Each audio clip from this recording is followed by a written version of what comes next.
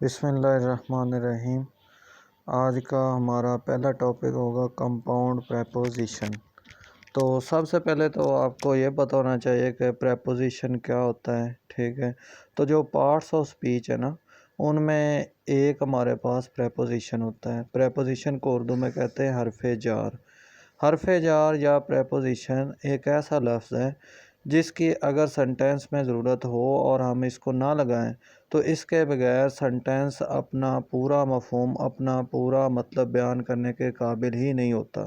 यानी हरफ़े जार एक ऐसा लफ्ज़ है, अगर जुमले में इसका इस्तेमाल ना किया जाए तो इसके इस्तेमाल के बगैर जुमले का जो सेंस है, उसका जो मफ़हूम है, वो हम ठीक तरह से समझ ही नहीं सकते। तो एक होता है सिंपल प्रेपोजिशन, एक होता है कंपाउंड प्रेपोजिशन। दोनों में फ़र्क होता है। सिंपल प्रेपोजिशन एक ऐसा प्रेपोजिशन होता है जिसमें सिर्फ वन वर्ड होता है, एक लफ्ज़ होता है। लेकिन कंपाउंड प्रेपोजिशन जो है, ये एक ऐसा प्रेपोजिशन होता है जिसमें कम अज़ कम दो, वरना दो से ज़्यादा वर्ड भी हो सकते हैं। और ये जो दो या दो से ज़्यादा वर्ड्स होते हैं, ये प्रेपोजिशनल वर्ड्स होते हैं और ये सिंगल यूनिट के तौर पर काम करते हैं, यानी एक लफ्ज़ का सा मफ़हूम अदा करते हैं। मैं दोबारा से रिपीट कर देता हूँ कि कंपाउंड प्रेपोजिशन एक ऐसा प्रेपोजिशन होता है जिसमें दो या दो से ज़्यादा प्रेपोजिशनल वर्ड्स होते हैं और ये दो या दो से ज़्यादा प्रेपोजिशनल वर्ड्स जो हैं सेंटेंस के अंदर सिंगल वर्ड के तौर पर अपना मफ़हूम अदा करते हैं और इस तरह से जो है जुमले का मफ़हूम जो है वो मुकम्मल हो पाता है।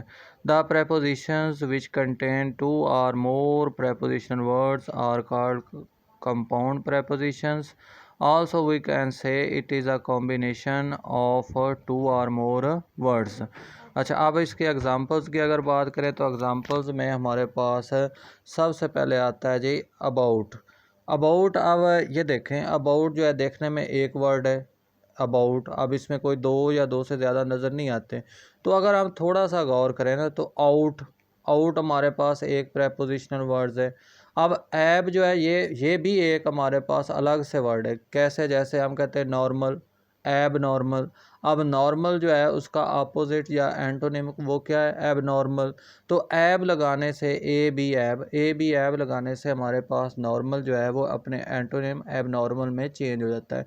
तो वहीं से उसने ये ए बी लिया और ये साथ में आउट लगाया तो अबाउट बन गया। तो देखने में तो ये सिंगल वर्ड है, लेकिन असल में इसकी जो कंपोजिशन है वो उसमें दो तरह के अल्फाज शामिल हैं। तो इसलिए अबाउट जो है ये सिंपल प्रेपोजिशन नहीं है, बल्कि एक कंपाउंड प्रेपोजिशन है। इसी तरह से अक्रॉस, अक्रॉस में क्रॉस को हम CROSS क्रॉस को अलहदा कर सकते हैं और ए इसके शुरू में लग सकता है। तो यही वजह है कि क्रॉस जो बाज़ाहिर देखने में तो एक लगता है, लेकिन इसकी बनावट जो है ये दो तरह से है। तो इस वजह से ये एक कंपाउंड प्रेपोजिशन है। अलोंग भी इसी तरह से लॉन्ग को अलहदा कर सकते हैं और उसके शुरू में ए लगाने से अलोंग बन जाएगा।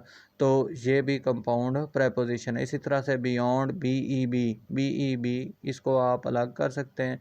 तो इसके साथ YOND लगाने से बियॉन्ड बना, तो ये भी कंपाउंड प्रेपोजिशन है। बिसाइड्स, अब इसमें साइड्स को अलग कर सकते हैं और बी जो है BEB वो भी एक अलग से वर्ड होता है। तो इन दो को मिलाने से बिसाइड्स बन गया। तो ये हमारे पास कंपाउंड प्रेपोजिशन है, बिसाइड्स। अच्छा, इसी तरह से आउटसाइड, आउटसाइड भी साइड को अलग से पढ़ सकते हैं, आउट को अलग से। तो दो के मिलने से आउटसाइड बना, तो ये कंपाउंड प्रेपोजिशन है। अकॉर्डिंग टू, तो ये तो साफ नज़र आ रहा है कि अकॉर्डिंग एक वर्ड है और टू दूसरा है। तो ये अकॉर्डिंग टू जो है ये कंपाउंड प्रेपोजिशन है, कंपाउंड प्रेपोजिशन है। असाइड फ्रॉम, बिल्कुल इसी तरह से ही अब इसमें तीन वर्ड आ जाएंगे। कैसे? एक इसमें आ है, फिर साइड और फिर फ्रॉम। असाइड जो है ये एक बन गया और फ्रॉम दूसरा। तो असाइड फ्रॉम जो है ये कंपाउंड प्रेपोजिशन बन गया। और इसी तरह से बिकॉज ऑफ, बिकॉज ऑफ ये कंपाउंड प्रेपोजिशन है। As of, next to, on account of, on account of जो है इसमें तीन वर्ड्स आते हैं, ऑन, अकाउंट और ऑफ। तो ये तीन जो है मिलकर एक सिंगल प्रेपोजिशन के तौर पर काम करते हैं। तो ये कंपाउंड प्रेपोजिशन बना। Apart from, but for, close to, depending on या डिपेंडिंग अपॉन, ड्यू टू, ठीक है, in between, in case of, etcetera. Etcetera जो है ETC जो है ये एब्रीविएशन है एट्सेट्रा का, जिसका मीनिंग होता है वगैरह वगैरह। अब नीचे इसके कुछ एग्जांपल्स हैं, ठीक है, हमारे पास ये सेंटेंसेस ऑफ कंपाउंड प्रेपोजिशन, ठीक है।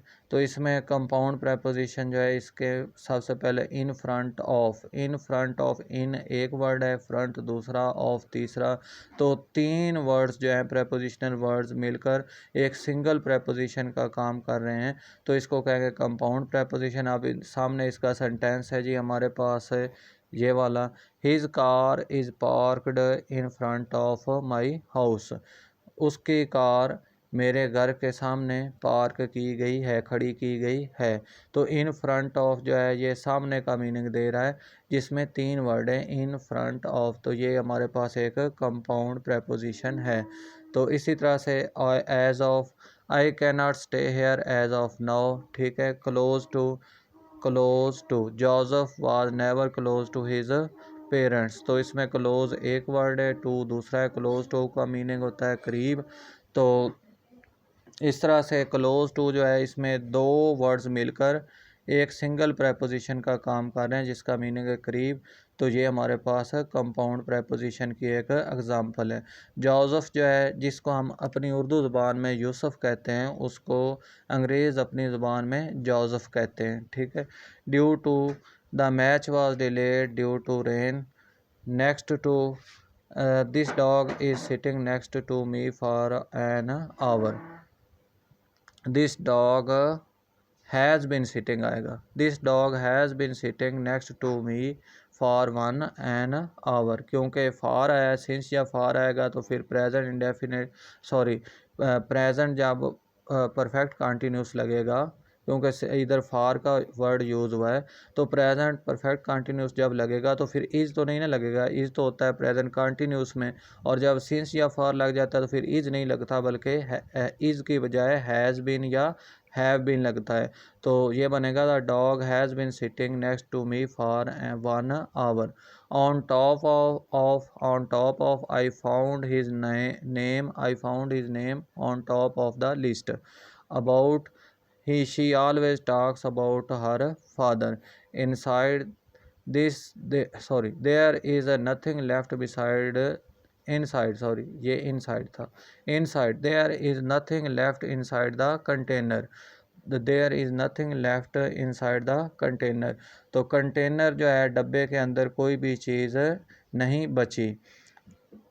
तो यहाँ पे उसने देयर क्यों लगाया, ये वाला देयर जो है मैं इसकी बात कर रहा हूँ, यहाँ पे ये आपको डाउट नज़र आ रहा होगा, there is nothing left inside the container. तो इसमें जुमले का मफहूम ये बनता है कि डब्बे के अंदर कुछ भी नहीं है। तो यहाँ पे हमारे पास सब्जेक्ट नहीं था, तो जब सब्जेक्ट ना हो तो हम इंट्रोडक्टरी वर्ड लगाते हैं इट या देयर। जब हमारे पास सब्जेक्ट ना हो और हमने एक्टिव वॉइस में जो है वो सेंटेंस बनाना हो, तो फिर हम इंट्रोडक्टरी वर्ड लगाते हैं इट या देयर। तो यही वजह है कि यहाँ पे उसने देयर को एज एन इंट्रोडक्टरी वर्ड जो है तारफी लफ्ज़ के तौर पर लगाया है, there is nothing left inside the container. तो ये वाली वीडियो जो है इसको अच्छी तरह से देख लीजिएगा, इसको समझ लीजिएगा, ये दोबारा भी इसको देखा जा सकता है, ये आपके ग्रुप में मैंने सेंड करनी है, ठीक है। तो वहाँ से आपने इसको अच्छी तरह से समझ लेना है, और कल पेपर होगा उसकी लाजमी आपने तैयारी करनी है। आज का टाइम जो है ये कीमती टाइम है, इसको वेस्ट नहीं करना, और अच्छी तरह से आपने तैयार करना है। लेसन नंबर 9 और लेसन नंबर 10 को, इंग्लिश की बुक पर जो आपका लेसन नंबर 9 और 10 है उनको अच्छी तरह से तैयार करना है। और इसके अलावा जो आपको बताया था पास्ट इंडेफिनिट, ठीक है, पास्ट इंडेफिनिट बताया हुआ है, जो भी बताया हुआ है 12, वो पास्ट इंडेफिनिट या पास्ट कंटिन्यूस होगा, ठीक है। वो आपने अच्छी तरह से उसके भी सेंटेंसेस तैयार करने हैं। तो बाकी दूसरी वीडियो जो है वो अभी मैं थोड़ी देर तक आपको भेज देता हूँ।